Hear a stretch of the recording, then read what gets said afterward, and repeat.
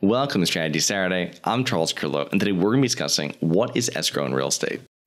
Have you always wanted to invest in real estate but didn't have the time, didn't know where to find the deals, couldn't get the funding, and didn't want tenants calling you? Since 2006, I've been buying income-producing properties in great locations that provide us with consistent passive income while we wait for appreciation in the future and take advantage of tax laws while we're waiting. And unlike your financial advisor, we invest alongside our investors in every property we purchase. Check out investwithharborside.com. If you like the idea of investing in real estate, if you like the idea of passive income, partner with us at investwithharborside.com. That's investwithharborside.com. When you begin the process of looking to purchase a piece of real estate, one of the terms you'll become familiar with is escrow. Escrow is a financial instrument, usually an account that's controlled by a neutral third party, typically an attorney or title company, on behalf of two other parties in a financial transaction, such as a property transfer. Funds are held in an escrow account until certain conditions have been met. Within the realm of real estate, this will be the closing day when those funds are released. Most property owners will be involved with escrow in one form or another from the time they put an offer in on a property to the time they pay off their mortgage. There are three main types of escrow accounts, with the first two being the most common. So the first is the escrow account used for purchasing a property. Now, the purchase and sale agreement of a property will include a provision that states the buyer to make an earnest money deposit, typically of 1 to 3% of the purchase price.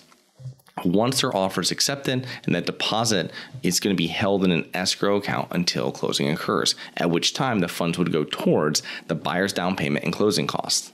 If the contract becomes void, and the funds could end up with either the buyer or the seller, depending on the terms of the agreement. To learn more about earnest money and deposits, check out episode SS146. Now, this escrow account helps to protect both the seller and the buyer during the property sale process and helps to keep both parties on track to closing.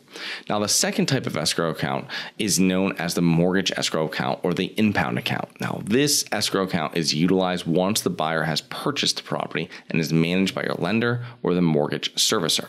The funds that are escrowed are used to pay property taxes, homeowners insurance, and mortgage insurance, if applicable, in that mortgage.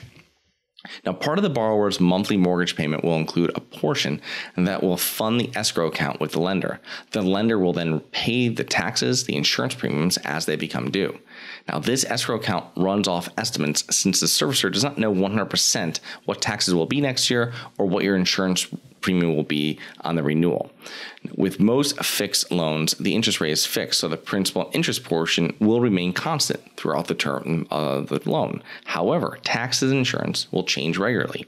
Your mortgage statement will include an escrow analysis statement that will show up, and it will allow you to see how much they have received from you, the borrower, how much was paid out, and how much your monthly escrow portion will increase or decrease depending on your taxes and insurance owed. Now, the mortgage escrow account also allows the borrower the ease of having a set payment over the course of the year until premiums readjust, which helps with budgeting. Now, the third type of escrow account is not as common, but may still be required if there are any unresolved issues at closing. Maybe the seller left a pile of old furniture in the backyard and that was expected to be cleaned up, or they were supposed to replace the hot water heater and these tasks were never completed. Instead of pushing back the closing, the buyer and the seller may agree to have escrow hold a portion of the seller's funds until the issues are resolved in a set time frame, or the funds will revert to the buyer. So I hope you enjoyed. Please remember to rate, review, subscribe, submit comments and potential show topics at globalinvestorspodcast.com. Look forward to 2 more episodes next week. See you then.